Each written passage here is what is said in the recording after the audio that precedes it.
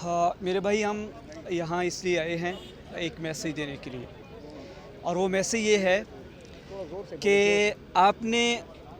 क्या आपको लगता है कि आप तशद्दुद के ज़रिए, बंदूकों के ज़रिए और जेलों के ज़रिए सहाफ़त को और अहले सहाफ़त को जेलों के पीछे डाल के आप आवाज़ बंद कर लेंगे?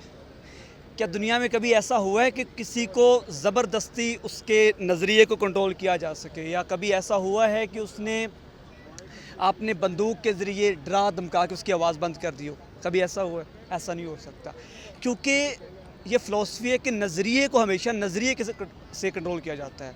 नज़रिए को ताकत के ज़रिए कभी कंट्रोल नहीं किया जा सकता। जब भी आप नज़रिए को ताकत के ज़रिए, पावर के ज़रिए और किसी भी अपनी जो ज़ोर और ताकत और इनके ज़रिए कंट्रोल करेंगे तो वो बढ़ेगा, दबेगा नहीं।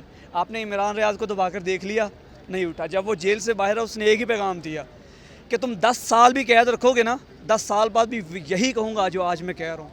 ठीक है, अरशद शरीफ को इन्होंने क्या रुक गया, वो बाहर चला गया, बाहर अपना काम कर रहा है बुरा। ठीक है, आज शहबाज गिल को जो जट बन के उनको इनकी मंजी ठोकी थी, वो बर्दाश्त नहीं हुआ और इन्होंने इनको तशद्दुद किया, उनके ऊपर ज़्यादती की। क्या कर रहे हैं ये? क्या इनको लगता है कि एक आदमी के ऊपर तशद्दुद करके, एक आदमी को मार पीट के क्या उसका मुंह बंद करवा लेंगे? एक लफ्ज़ नहीं निकलवा सके इमरान खान से के ख़िलाफ़, या वो पूछते कि इमरान खान क्या खाता है? आप लोग की पीटीआई के लोग कहते थे कि जब हुकूमत ख़त्म होगी सबसे पहले शहबाज गिल भागेगा, हालांकि सबसे ज़्यादा अभी चट्टान की तरह खड़ा है खान साहब के साथ। तो यही बात है, उनको यही तकलीफ़ है।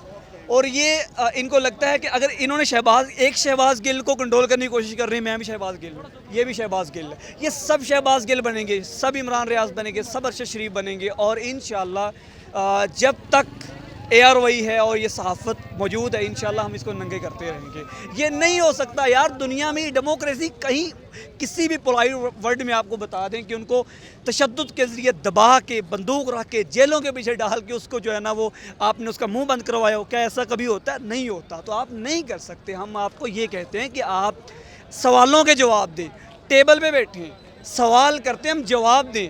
डेफिनेटली हम आपसे सवाल भी करेंगे, जवाब भी मांगेंगे और मांगते रहेंगे जब तक कि हमें उसका तसल्ली बख्श जवाब नहीं आ जाता। हम सवाल करते रहेंगे और जवाब इंशाल्लाह मांगते रहेंगे। बहुत शुक्रिया। किसी का बाप भी मुंह बंद नहीं करवा सकता, ज़ुबान बंदी करना बहुत मुश्किल है। फिर वही बात, नज़रिए को हमेशा नज़रिए से कंट्रोल किया जाता है, तशद्दुद से नहीं। बहुत शुक्रिया।